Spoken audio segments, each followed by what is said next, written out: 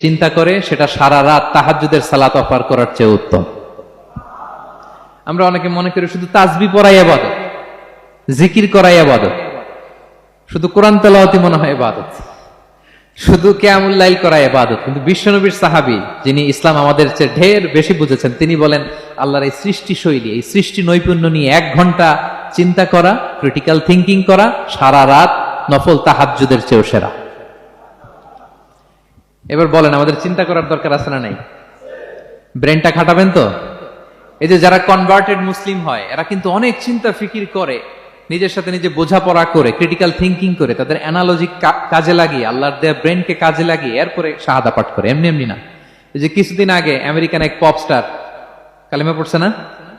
আপনি জানেন একটা ধর্ম চেঞ্জ করা, একটা ফেইথ চেঞ্জ করা, এটা কত বড় সিদ্ধান্ত? হ্যাঁ, বাপদাদার ধর্ম, বয়স 30-40, এতদিন যে ধর্ম মানলাম, এটাকে চেঞ্জ করে নতুন ধর্মে কনভার্ট হয়, এটা কত বড় সিদ্ধান্ত? Could you imagine that? It's not a joke. নিজের সাথে নিজের অনেক বোঝাপড়া করতে হয়, তারাই ক্রিটিক্যাল থিঙ্কিং করে। এবং বিষ্ণু ঈসা ইসলাম, উনি নবী হওয়ার আগেও এই চিন্তার ইবাদত করতেন। তিনি হেরা গুহায় চলে যেতেন, কাবা থেকে 6 কিলোমিটার উত্তরে, 634 মিটার উঁচু, যা বলে নূরের উপরে একটা কেইভ আছে, গুহা, এটার নাম হচ্ছে গারে হেরা। ওখানে বসে বসে তিনি এই চিন্তা করতেন।